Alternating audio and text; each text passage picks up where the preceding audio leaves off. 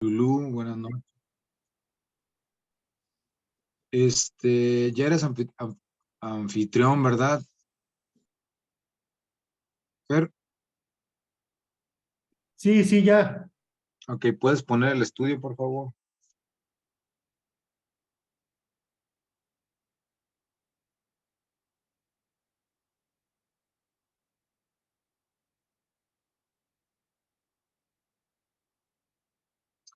Muy bien. La semana pasada, parte de lo que invertimos tal vez mucho tiempo, lo que reflexionábamos, era acerca de esta esencia del ser humano que tiene que ver con que, bueno, lo hemos estado viendo, ¿no? Fuimos diseñados para adorar al Señor, fuimos diseñados para ser eh, medios que puedan ser receptores de su amor y corresponderle a él. Pero también veíamos que cierta parte del pecado, que es parte de la esencia de la humanidad caída, impide, impide eso. Entonces, parte de la esencia del ser humano, ese pecado, ese corazón muerto, y es necesario que el Señor restaure todo eso. Lo veíamos la semana pasada. La semana pasada también veíamos que es el Señor entonces quien toma la iniciativa cuando ve nuestra condición, cuando ve nuestra esencia de pecado. Él toma la iniciativa para buscarnos, para atraernos hacia Él y para comenzar en nosotros una nueva obra, una vida nueva. De hecho, pienso ahorita en un versículo que dice que de modo que si alguno está en Cristo, nueva criatura es. Es un versículo que todos conocemos y bueno, el Señor empieza entonces a hacer esa transformación en nuestra vida, así como lo hace en un momento, también, así como es inmediata, también es progresiva. Y progresivamente Él nos va formando y nos va moldeando. Hoy quiero que avancemos a la página número 54.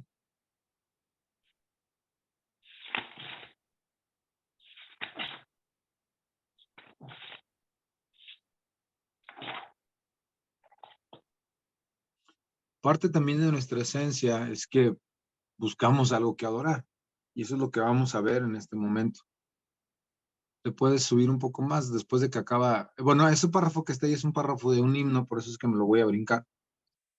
Pero vamos a ir a esta parte, continuar con esta página, donde dice, cuando una persona cae de rodillas. Emanuel, ayúdame con ese primer párrafo, por favor. Ayúdanos, por favor. Cuando una persona cae de rodillas y extiende sus manos hacia lo alto, hace lo más natural del mundo.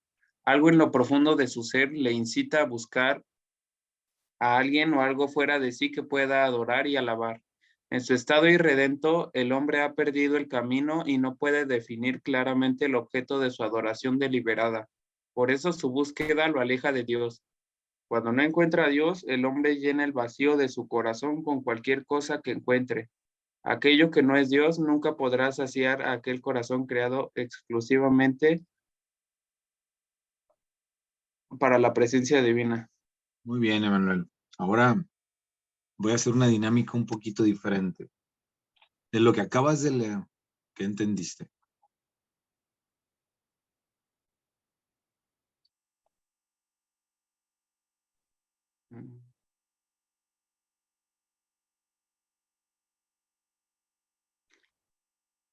Que debido a que nosotros pues caemos en el pecado, no podemos, ¿cómo se llama? No podemos buscar a Dios y llenamos ese vacío con cualquier cosa que no es Dios. Muy bien, esa es parte de la idea. Y la primera idea, él pone el ejemplo, ¿no? Cuando un hombre cae de rodillas y extiende sus manos buscando algo, mejor dicho, a ver, permítanme.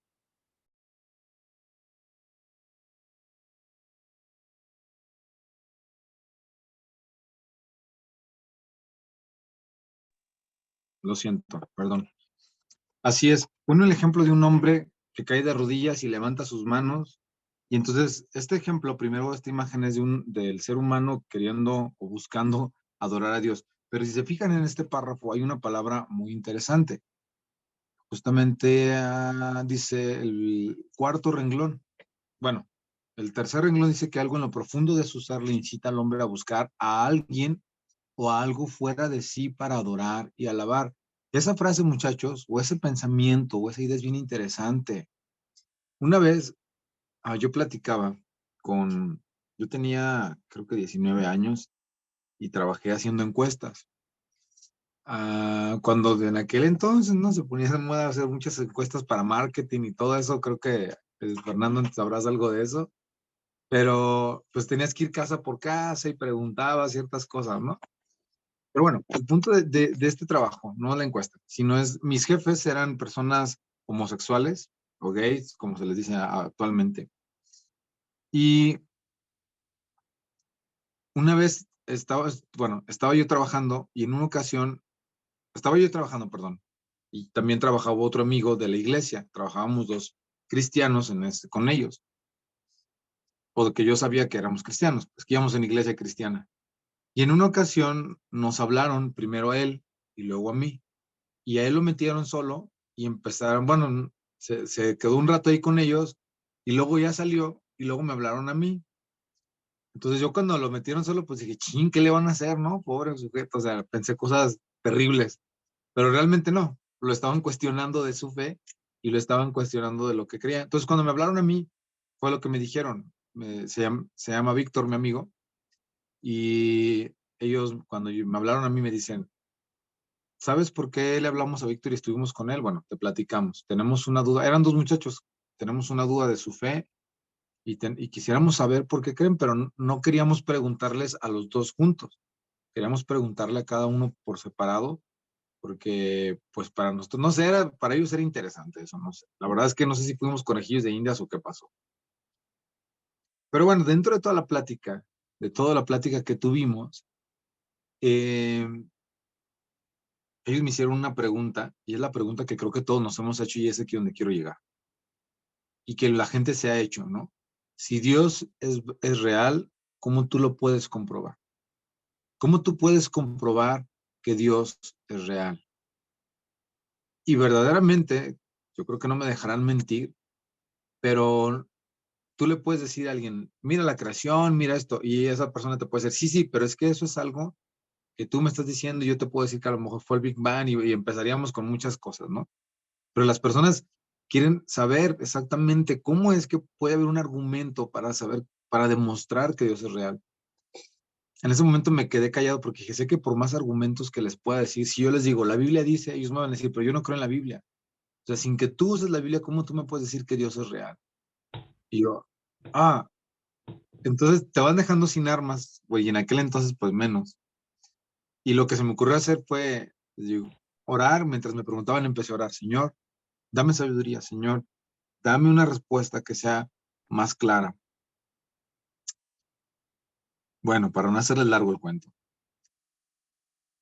eh, les preguntaba a ellos, ¿te has encontrado alguna vez en una situación difícil, alguna situación que no sabes qué hacer y que ya has recurrido a tus amigos, que ya has recurrido a tus padres, es más que tu familia o tus amigos o todos no saben qué hacer en una situación?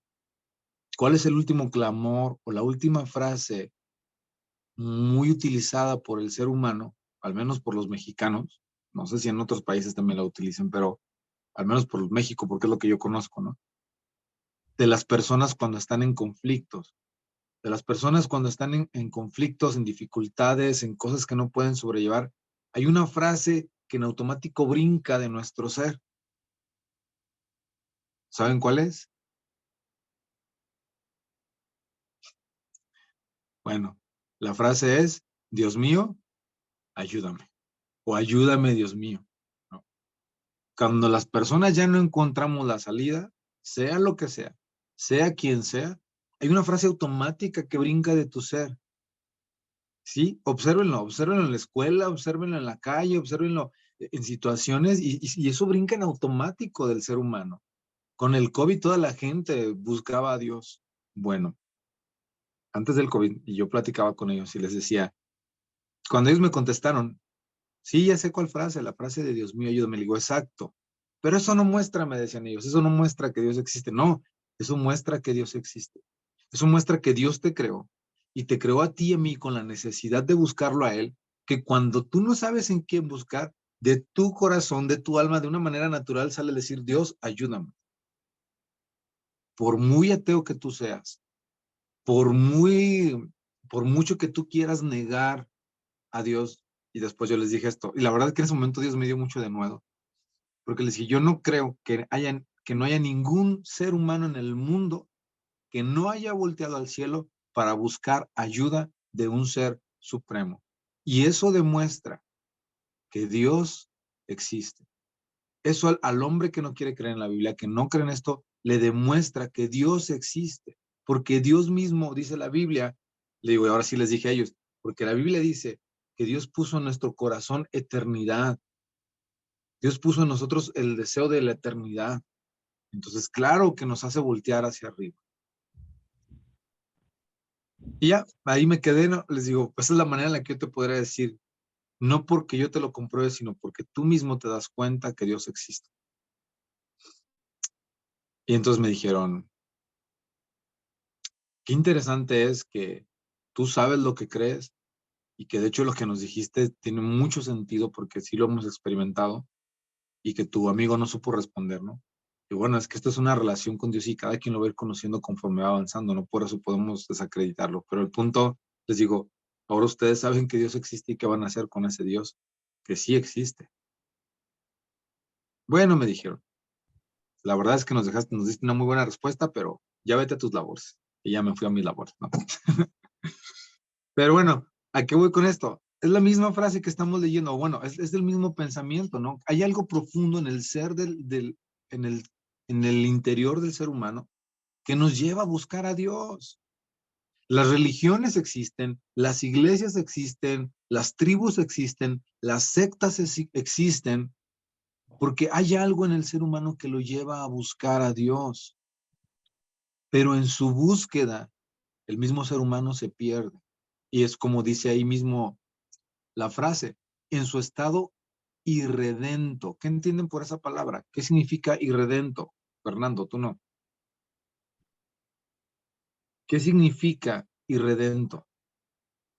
Cuando está hablando el escritor del estado irredento del hombre, ¿de qué está hablando? De lo Dani, profundo, Madrid, sin Lu, redención. ¿Ande? Bueno, yo, de lo profundo, De lo profundo, no, el estado irredento, Que no es irredento, redimido. que no ha sido redimido, en su estado irredento, el hombre que no ha sido redimido. ¿Sí? Por eso se refiere a un estado irredento, un hombre que no ha sido redimido. Y ya habíamos hablado que era la redención, o hicieron de tarea investigar qué era la redención. Y la redención es aquel al que el Señor ha salvado, aquel al que el Señor ha alcanzado, aquel al que el Señor ha comprado. Entonces, en su estado no alcanzado por Dios, el hombre empieza a buscar cualquier cosa. Y ya lo habíamos dicho, Dios es el primero que alcanza al hombre y después el hombre es consciente de que fue alcanzado.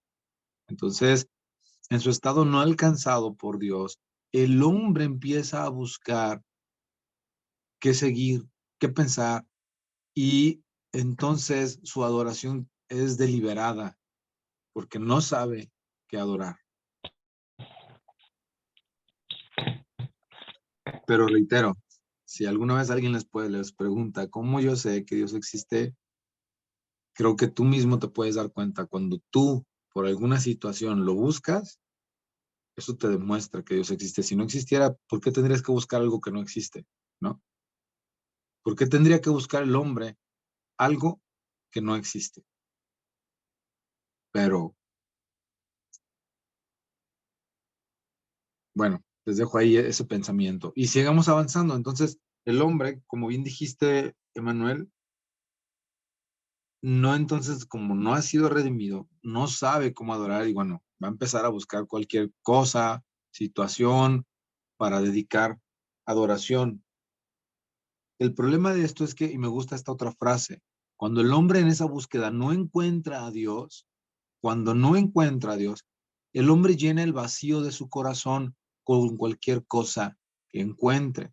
No sé si te acuerdas, Bruno, que ayer platicábamos algo de esto. Porque esto no solo tiene que ver con la adoración, hermanos, o más que la adoración, bueno, entendiendo que la adoración es nuestra vida, cuando nosotros como creyentes, y ya lo voy a aterrizar hacia nosotros, cuando nosotros como hijos de Dios no estamos enfocados en disfrutar a Dios, en conocerlo, en amarlo, somos intolerantes con los demás, somos irrespetuosos, somos groseros, nos desesperan las personas, todos nos caen gordos, todos nos enfadan. Cuando tú y yo no estamos enfocados en conocer, en disfrutar a Dios, cuando Elías se pone a dar un tema, te metes porque el pastor te dijo y no quieres que te quiten de la alabanza, pero no porque realmente quieras hacerlo, porque qué tiene que venir a hacer él a mi iglesia si a final de cuentas él está en Guadalajara. Seguramente lo hace porque es el sobrino del pastor, ¿no?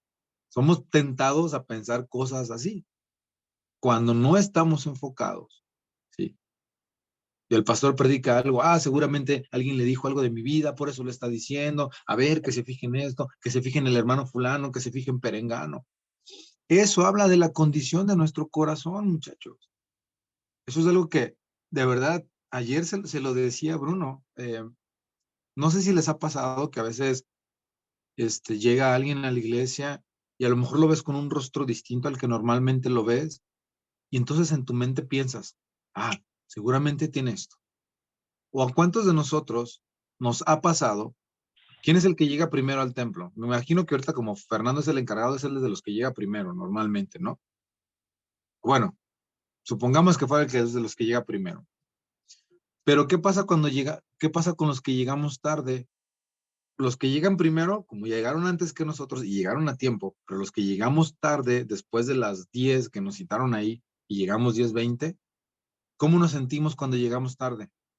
¿Sí o no somos tentados a pensar, seguramente me están criticando, seguramente ya se van a enojar? Bueno, hermanos, eso habla de que no estamos enfocados en lo que tenemos que estar,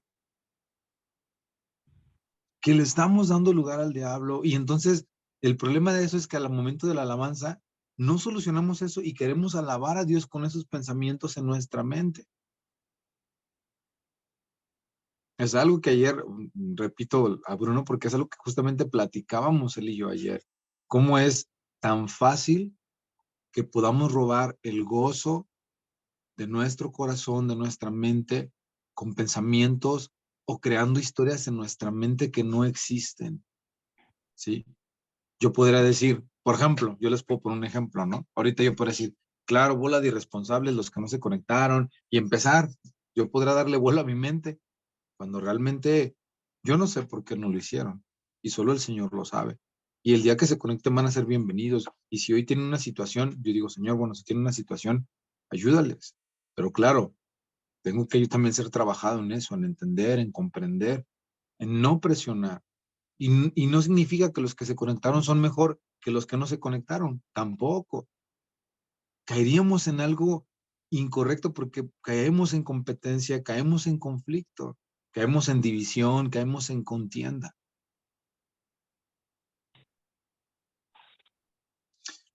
Es algo que yo creo que el Señor Jesús, cuando estuvo con sus discípulos, trabajaba mucho. ¿Recuerdan cuando los hermanos, los hijos del trueno, decían a Jesús, no, ¿quién va a estar contigo a tu diestra? Y querían todos sobresalir y el Señor siempre los estaba ubicando, centrando. El que quiera ser el mayor de todos, ¿qué tiene que hacer? Servir a todos, sirva a todos, con alegría, aunque él siempre te pide lo mismo, la hermana, y mi hijo, ayúdame a bajar la escalera. Cada 8 días me dice que le ayude a bajar la escalera, cada 8 días lo voy a hacer con alegría. Aunque el pastor cada 8 días me pide, cada 8 días lo voy a hacer. Pero entonces yo tengo que trabajar en conocer al Señor, en disfrutarlo, porque reitero, si el hombre no llena su adoración, y en este caso nosotros como hijos de Dios, vamos a empezar a desviarnos de lo que tenemos que hacer. Ahora fíjense, eso nos pasa a nosotros como hijos de Dios. Vuelvo al tema de lo que estamos leyendo. Imagínense a aquellos que no conocen al Señor. Entonces empiezan a llenar su vida con cualquier cosa que les genere satisfacción. Sexo, drogas, alcohol, dinero, negocios, viajes, diversión, entretenimiento. Se empieza a llenar la vida con eso. Pero una vez más, les reitero, hermanos, cuando llenamos la vida, cuando empezamos a llenarnos poco a poco del Señor, y no digo que lo vamos a hacer perfectamente, vamos a fallar, pero se trata de caerme y me vuelvo a levantar, caerme y me vuelvo a levantar. Para yo, reitero una vez más, poder tratar bien a los demás, poder amar a los demás, poder servir. Entonces, es importante que nosotros estemos enfocados en ser llenos de Él para no buscar otra cosa, y cuando somos llenos de Él, por consecuencia, podemos relacionarnos de una mejor manera con los demás. ¿A cuántos no les ha pasado? Que hay un momento muy hermoso en la iglesia donde el Señor habla a nuestro corazón y todo, y puede traer convicción a tu vida, y a lo mejor si te enojaste con alguien, se te hace bien fácil en ese momento ir a pedirle perdón, o si traías un pensamiento de amargura, lo dejaste. Bueno, eso muestra que cuando el Señor estamos dando su lugar, estamos adorando, estamos centrándonos en Él, claro, Él empieza a liberarnos de todo eso. De hecho, la Biblia lo dice, que donde está el Espíritu de Dios hay libertad. ¿Sí? Y no libertad para brincar o para echar maromas. Eso es secundario o terciario, ¿no? Es libertad donde yo soy libre de amargura, donde yo soy libre de contienda, donde yo soy libre de chisme, donde yo soy libre de mal pensamiento, donde yo soy libre de estar preocupado por qué pensarán de mí. Por eso es que el Señor nos dijo que Él nos muestra un camino más excelente, un camino de vida más excelente. Y en lo personal, yo anhelo, justamente ayer platicaba eso con Bruno. Perdón que mencione tanto su nombre, pero es que ayer platicábamos mucho de eso. Entonces, ¿cuánto estamos nutriéndonos de Él para que eso se refleje en nosotros? No cuánto estamos sirviendo, no cuánto temprano estamos llegando, sino cuánto estamos diciendo al Señor, aquí estoy otra vez. Yo sé que si yo voy, yo la voy a regar, así es de que mejor que tú delante de mí, ayúdame.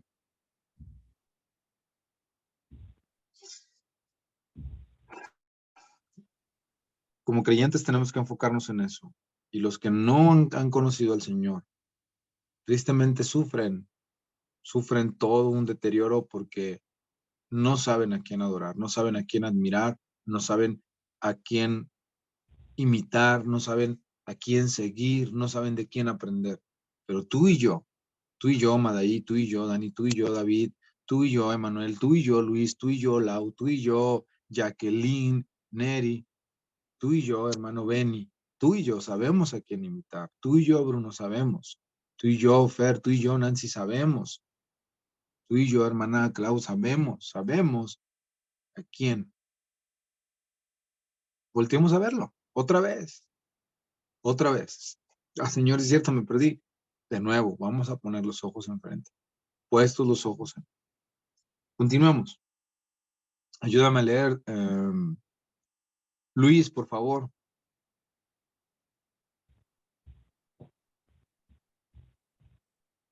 Dice así, existe otra faceta de la fe que debemos tomar en consideración.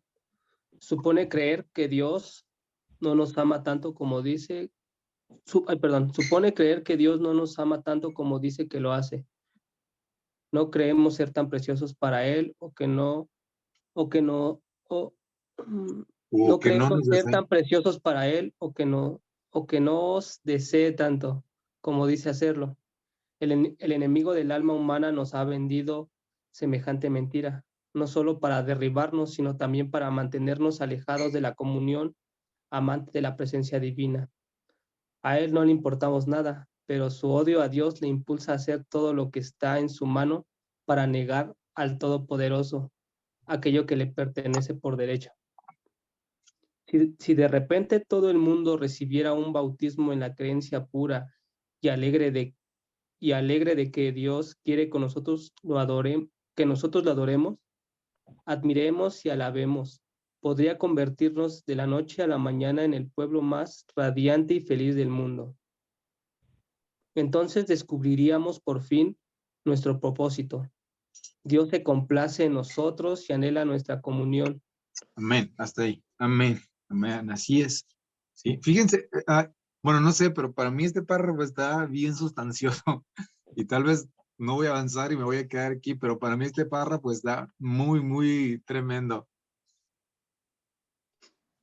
Dice, existe una faceta de la fe que debemos considerar y esto pasa dentro de la fe. Una faceta es, los vas avanzando y van, hace un momento yo escuchaba que la hermana Claudia decía que hay situaciones que nos van pasando donde Dios nos prueba, etc. Bueno, eso es una faceta, es una parte de la vida, algo que tenemos que vivir. Y dice el escritor, en esta faceta de la fe debemos tomar en consideración que a veces podemos pensar que Dios no nos ama tanto como dice. O sea, hay una faceta en nuestra vida donde tú y yo podemos dudar de su amor, pero, y aquí quiero que subrayen, si tienen su libro a la mano, porque al final del párrafo dice, el enemigo del alma humana nos ha vendido semejante mentira. Cuando tú piensas que Dios no te ama, cuando tú pienses que Dios no te ama, muchacho, joven, hermana, hermano, adolescente, cuando tú pienses que Dios no te ama, yo primero quiero que evalúes algo. Muchas veces entendemos el amor de Dios de la siguiente manera. Si Dios me ama, por ejemplo, puedo decir, ¿por qué no me da un trabajo? Si Dios me ama, ¿por qué no me da una esposa? Hay padres que pierden a sus hijos, que fallecen. Si Dios me ama, ¿por qué perdí a mi hijo? Tristemente en México, por lo menos nosotros, relacionamos el amor con cosas. Nosotros relacionamos el amor con recibir cosas, obsequios, materiales. Eso no es que Dios nos ame. Si tú quieres ver el amor de Dios, esta frase estaría interesante que lo pienses, esta idea que la guardes en tu mente. Cuando tú quieras ver el amor de Dios, yo te invito a que voltees a ver a la cruz. Ahí está el amor de Dios. Cuando tú quieras ver el amor de Dios, mira a Cristo crucificado. Ahí está el amor de Dios. ¿Qué dice Juan 3:16? Un versículo bien trillado. Porque de tal manera amó Dios al mundo, que envió a su Hijo. Pero ahí está. La más grande muestra de amor es Cristo en la cruz. Como primera instancia, si tú quieres tener un pensamiento correcto de cómo Dios muestra su amor, lo dice Romanos 5:8. Mas Dios muestra su amor para con nosotros, en que siendo aún pecadores, Cristo murió por ti y por mí. Me voy a apropiar del versículo. Mas Dios muestra su amor para mí, en que siendo lo que soy, Cristo murió por mí. Entonces, por eso es importante entender el estado de pecaminosidad del ser humano, hermanos, muchachos. Cuando, como les decía al principio de las clases, cuando no entendemos cuál es nuestro estado, no vamos a valorar el sacrificio de Cristo y por consecuencia no lo vamos a saber adorar. Si tú no entiendes de dónde te ha sacado Él, de qué te ha librado Él, por eso es la tarea del Evangelio, que estoy con ansias esperando que todos me la manden y de verdad yo creo que algún día estudiarlo poco a poco. Pero si tú y yo no entendemos eso, no vamos a saber adorarlo. Vamos a esperar que el líder de alabanza nos emocione y, no se sintió la presencia de Dios. No porque no se sienta, no quiere decir que Dios no está ahí. Pero queremos traducir a Dios a nuestra manera de entender las cosas. No, Dios en su palabra nos enseña cómo es que Él se muestra. Hermana Claudia levantó la mano, el lápiz. Yo levanté el lápiz. Bueno, es que el domingo se me quedó muy grabado la prédica que hizo el pastor. Dice que cuando el Señor Jesús le decía a su padre, Dios mío, ¿por qué me has abandonado? Entonces simplemente él escuchó puro silencio. No le contestó, no le dijo nada, dándole a entender que tenía que ir a la cruz. Pero no porque Jesús no quisiera ir, sino por amor a nosotros, fue a la cruz. Él decía que si a su propio, hay cosas que a nosotros quizás nunca nos va a contestar el Señor y que nada más es su silencio. Pero yo me puse a pensar cómo es que yo tomaría ese pensamiento de que quizás nunca me va a contestar, pero cómo lo atribuiría yo a mi vida. Entonces yo me puse a pensar en su, como se dijera, cómo lo castigaron, cómo lo crucificaron, cómo lo escupieron, cómo lo golpearon, cómo hombres perversos hicieron de su cuerpo cosas horrendas, dice la escritura. Hay una parte de la Biblia que narra ciertas cosas, Mateo, Marcos y todo eso, ¿no? Pero yo me pongo a pensar, porque dice en una cierta parte que no podemos imaginar lo que realmente él sufrió. Entonces yo dije, bueno, y si él nunca me contestara, ¿qué haría yo? ¿Cómo haría mi mente para pensar que en realidad él está conmigo? Pues pensando en lo que él sufrió por mí, en lo Claro, que él claro. padeció, en lo Así que él es, hicieron. Entonces, aunque así nunca me es. contestara, yo pensando en eso, tenía que estar firme y libre en su caminar con él, simplemente en el pensar que él dio su vida por amor Así por mí. es, así es, Perdón, así es, que quería así decir. es, hermano. No, está muy bien. Eso es lo refuerza y venimos diciendo. Si en algún momento, en alguna faceta de tu vida, tú puedes decir, no es que Dios, no veo a Dios, no esto, pues es que, ¿cómo quieres verlo? Te repito una vez más, tú quieres verlo, ve a Cristo en la cruz muriendo por ti. Velo ahí, no quites la mirada de ahí. Como sigue diciendo el escritor, el enemigo de nuestras almas. Esto es bien interesante, muchachos, hermanos.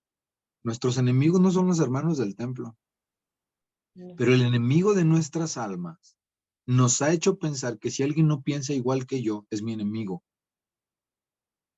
El enemigo de nuestras almas nos ha hecho pensar o sentir que si a él le gusta tal canción y a mí no me gusta, ya no nos llevamos bien. Cuidado con eso. ¿Saben quién es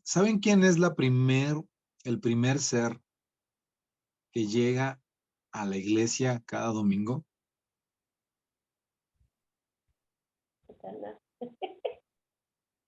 ¿Quién es el primer ser que llega a la iglesia cada domingo, Luis?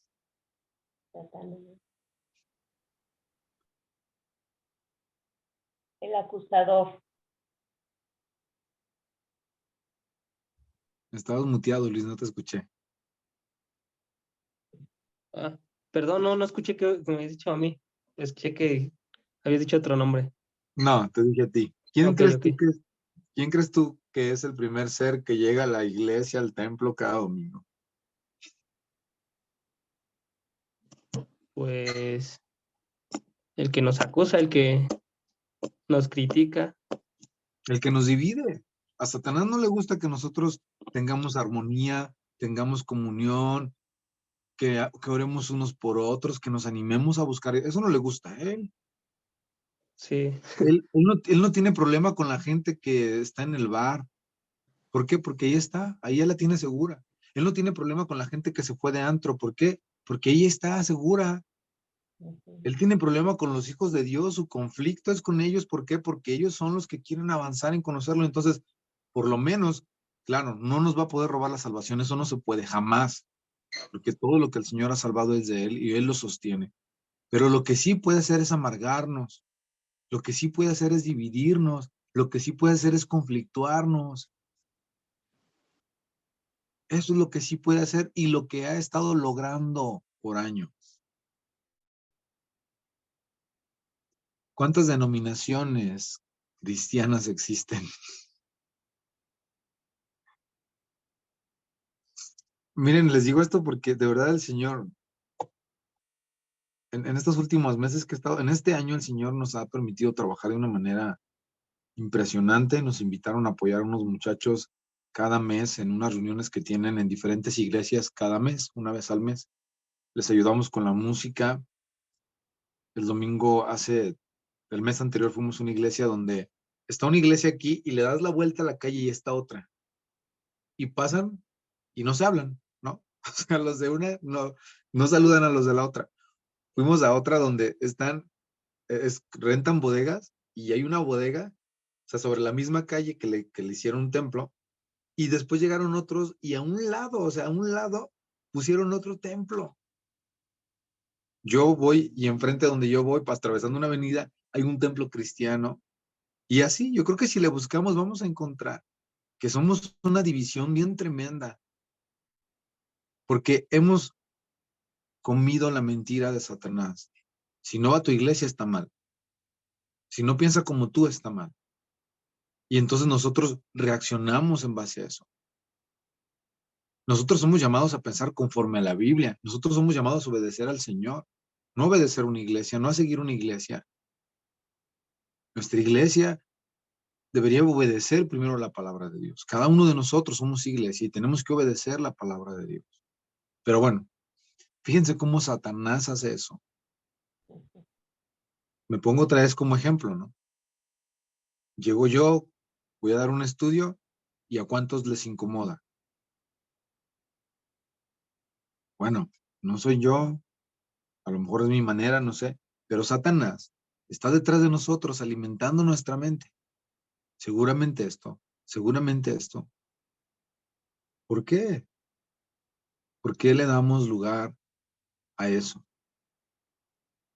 No lo olviden, muchachos. Ustedes tienen un enemigo y me encanta este concepto, el enemigo de nuestras almas. Cuando yo entendí ese concepto, que yo tengo un enemigo, el enemigo de mi alma, dije, wow. O sea, no es el enemigo que me quiera bajar a la novia, ¿sí? No es el enemigo que quiera tener un mejor trabajo que yo. No es el enemigo de mi trabajo, de que me esté criticando mis labores. No es mi enemigo de competencia de deporte, no es mi enemigo de escuela, no. Es el enemigo de mi alma.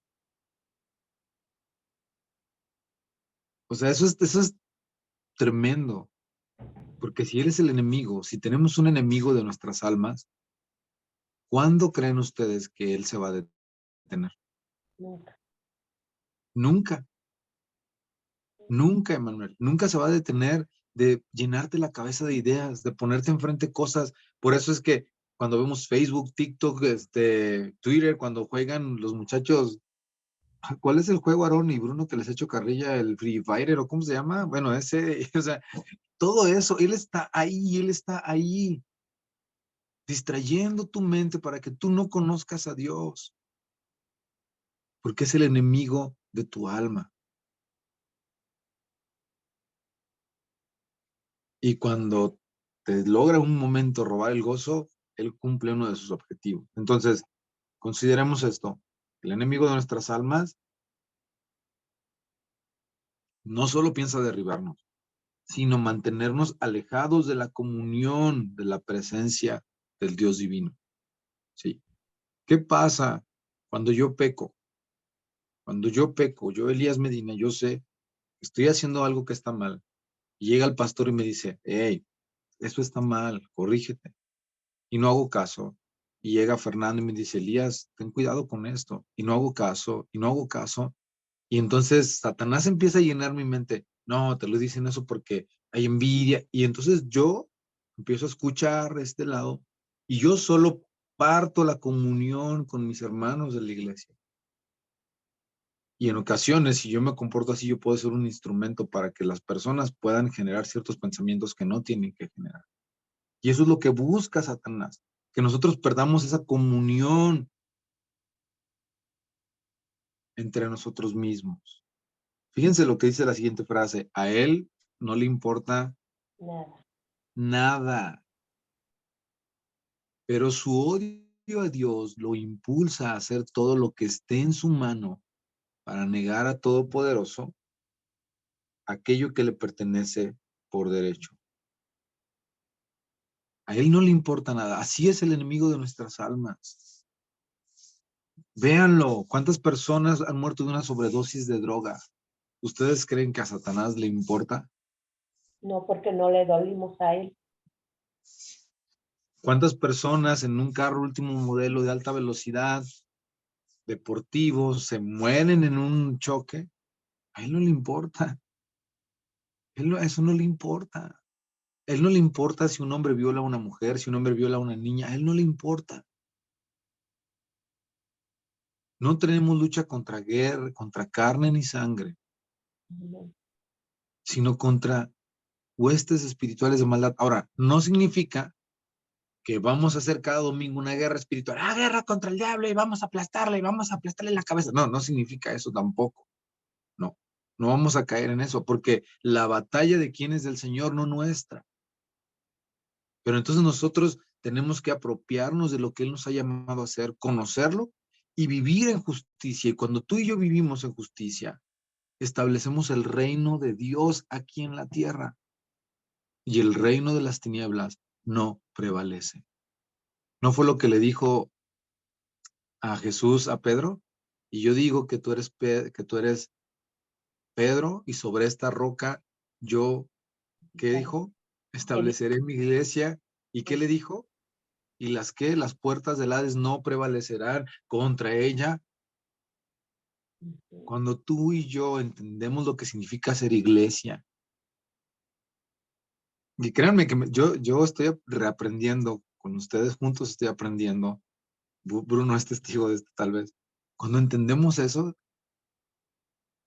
¿cómo puede prevalecer Satanás contra eso? Si yo cuando llega un pensamiento de división digo, no, no, no, tranquilo, es verdad, Fernando, tal vez en esto no piensa como yo, pero no por eso lo voy a hacer a un lado. No, no, no, es que ya va a hablar la hermana Claudia. Ya habla bien mucho y no dice nada. ¿Es un ejemplo, hermana? Es un ejemplo. No, no, no, mejor ya que se calle. Es que de verdad me gusta poner estos ejemplos porque estoy casi seguro que sí pasa en nuestras mentes. Y en algún momento me pasó. No, no con ustedes en este estudio, hermana, no, no.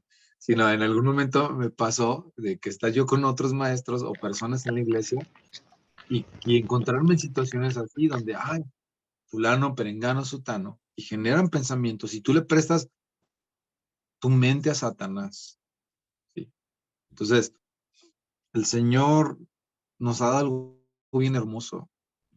Reitero una vez más, por eso es que cuando fui a México y vi la iglesia, y vi a la hermana Claudia, y vi al hermano Benny, y vi a otros hermanos de ya hace años ahí, mi corazón se conmovió y yo le dije al Señor, de verdad, qué bello es que tú estés manteniendo o has mantenido la iglesia. Pero los jóvenes, Dani, Neri, Emanuel, Madaí, Lau, los que vienen detrás, tenemos que entender cuál ha sido ese proceso de la iglesia. ¿Cuántos de ustedes saben que el Señor casi les regaló ese terreno para construir ese edificio? ¿Cuántos han escuchado cómo el Señor se manifestó de una manera milagrosa para que ese terreno y esos muros y esa estructura se tuvieran? ¿Cuántas iglesias hoy en día o cuántas personas que quieren formar una iglesia están batallando por un lugar? Y sin embargo, a la iglesia que Dios les dio a ustedes, muchachos, el templo que Dios ha puesto en sus manos, Dios quería que allí hubiera una iglesia. Dios quería que allí hubiera un templo. Él movió los corazones de los dueños de todo. Él movió eso. ¿Qué nos toca a nosotros? Hacer lo que... Miren, yo en la iglesia donde voy, les he platicado que hay cosas a veces que no me gustan, que hay que enseñar la Biblia más y es algo que yo estoy tratando de hacer. Pero algo estoy convencido. Es una iglesia que la han tratado y la han dividido 2 veces, por lo menos 2 veces. Y una vez la estafaron y le robaron. Cuando yo llegué, de la fecha hasta aquí hemos sido solamente como 30 miembros nada más. Somos poquitos. Pero lo curioso es que en el lapso donde sufrió tantas cosas, era para que la iglesia hubiera desaparecido. Y no desapareció. Ese lugar no ha desaparecido. Entonces yo entendí que Dios quería que ese lugar esté ahí. Pero el punto es que los que asistimos ahí tenemos que hacer lo que nos toca. Ustedes tienen un gran privilegio, una gran bendición.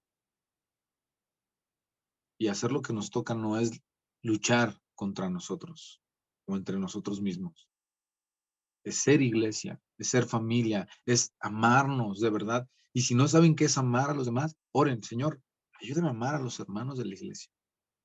Yo lo hago, ¿eh? Yo oro así, porque yo no sé amar. También es algo que yo entendí. Yo no sé amar. Yo muchas veces le he dicho al Señor, Señor, yo no sé amar, porque yo confundo el amor con cosas que me beneficien a mí. Enséñame a amar. como Cristo nos amó, así dice tu palabra, entonces enséñame a amar así. Y a lo mejor esto suena bien padre porque lo piensan y es como, una vez alguien me dijo, es que Elías, tú siempre tienes pensamientos como vienen las nubes y algo como tipo Walt Disney. No, es que no son mis pensamientos, es que la Biblia nos enseña eso.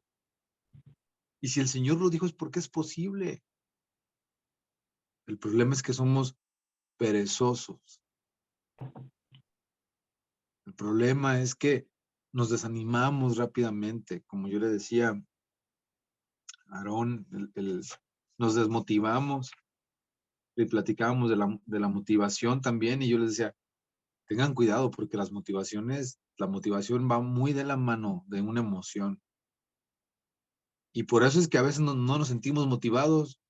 De hecho, hasta usamos la frase, no, es que no me siento motivado. Es una sensación. No te tienes que sentir motivado. Es un compromiso y es una realidad y es una verdad. Te sientas motivado o no, es una verdad.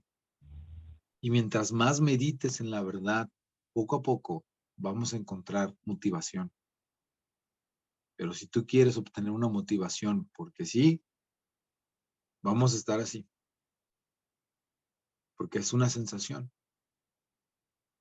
¿Quién está motivado para ir a trabajar mañana? Sin embargo, la verdad es que tenemos que ir a trabajar, ¿no? Y entonces, ni modo, que no tenga motivación, tengo que ir a trabajar. ¿Se fijan? ¿Quién está motivado para ahorita meterse a bañar? No, yo me quiero dormir, no me quiero bañar, ¿no? ¿Quién está motivado en diciembre cuando hace mucho frío para meterse a bañar en la mañana? No, es lo que menos quiero, esa motivación no me gusta. Y salir ahí en el sereno, solo lo dejo como ejemplo. Pero el Señor nos ha mandado a mantener unidad, a mantener comunión, y aunque a Satanás no le interesa eso, al Señor sí le interesa que cumplamos con ese propósito. Si tú y yo queremos ver su amor, veamos a Cristo. Si tú y yo queremos entender la razón de nuestra adoración, veamos a Cristo y en la medida que lo adoremos, en la medida que disfrutemos de Él, nuestros tratos y nuestras formas van a cambiar. ¿Y cómo te vas a dar cuenta que no estás adorándolo? Cuando tus tratos vuelven a ser ásperos, cuando tus formas no son las correctas. ¿Y qué tienes que hacer en ese momento? Señor, perdóname. Porque pasa, muchachos. Te confías en que tú lo estás haciendo bien, te ves a ti mismo y entonces vas para abajo otra vez. Y tienes que pedir perdón y decir, Señor, ayúdame. Hoy no me levanté con motivación. Hoy el enemigo de mi alma creo que me está aventando más pensamientos chocos que antes.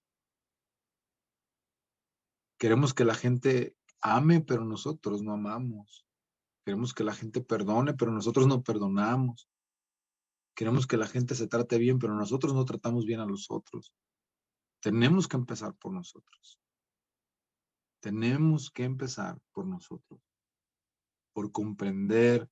Por eso es que Pablo decía, yo oro para que entendamos cuán grande, cuán inmenso, cuán ancho, cuán profundo es el amor de Dios en Cristo Jesús por cada uno de nosotros.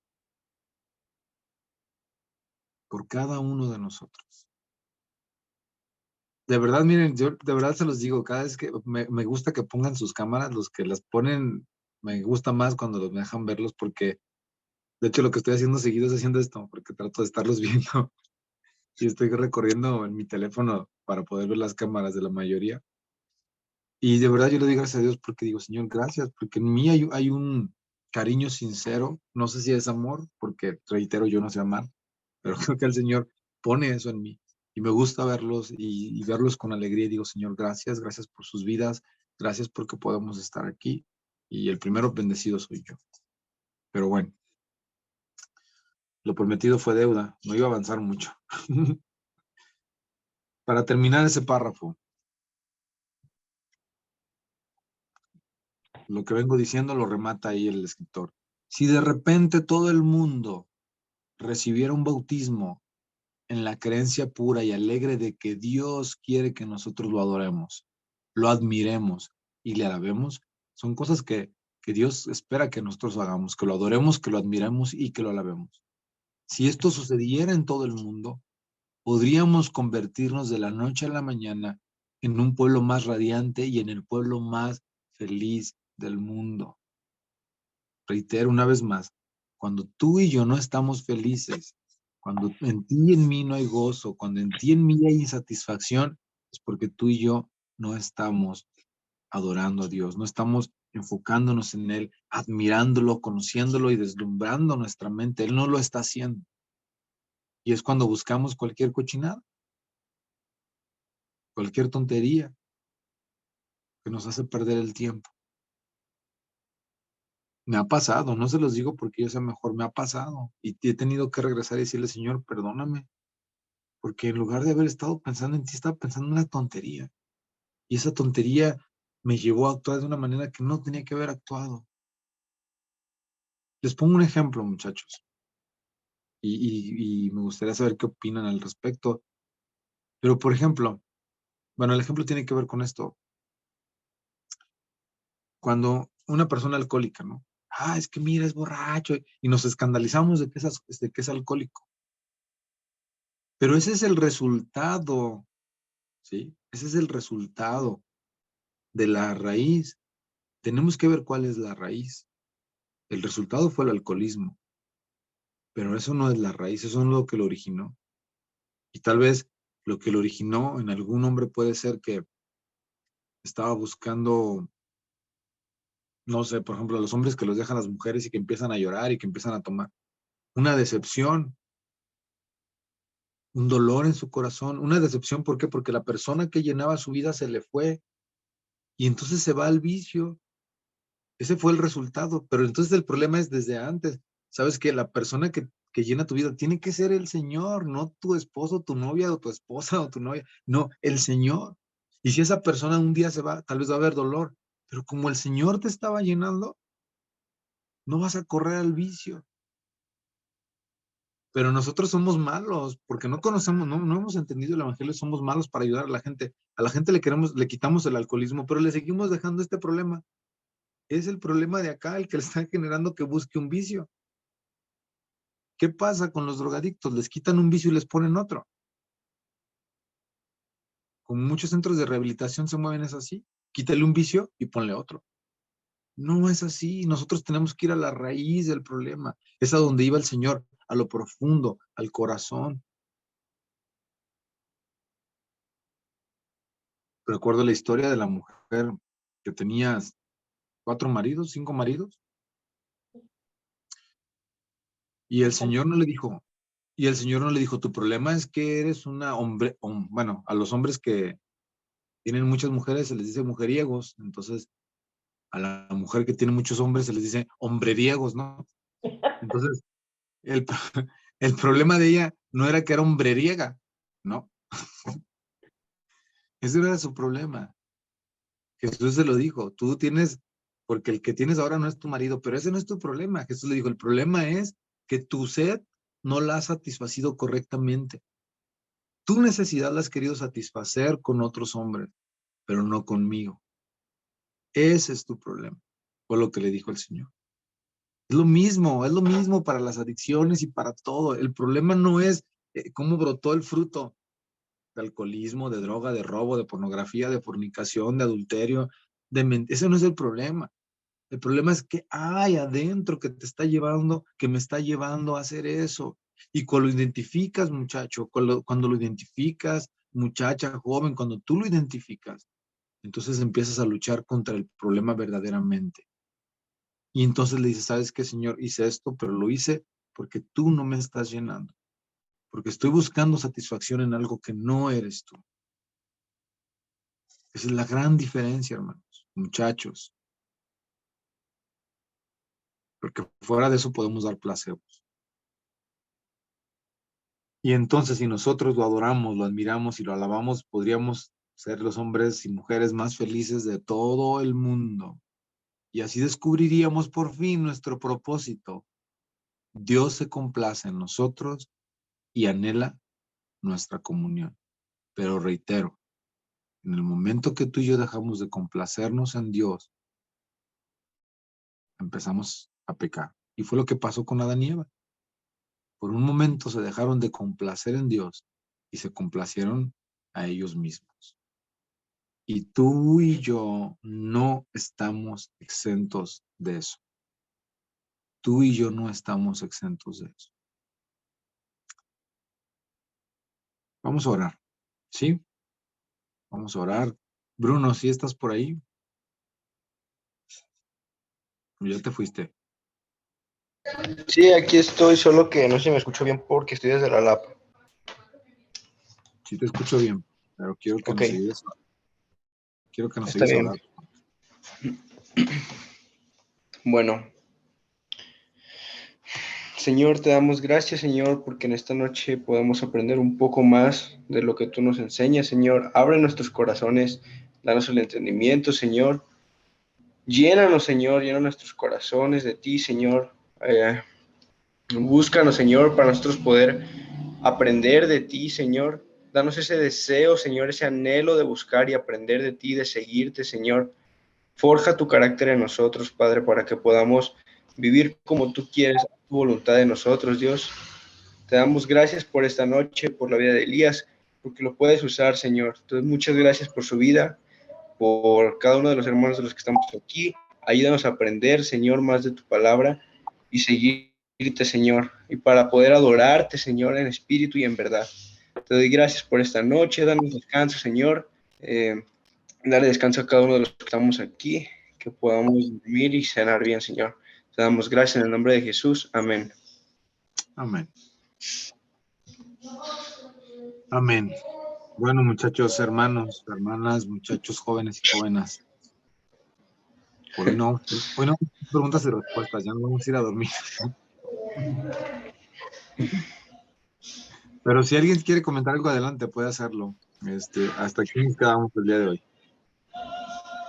Muchas gracias, que descansen. Me retiro. Descansa, buenas noches. Bye. Buenas noches, hermanos. Buenas Buenas noches. noches.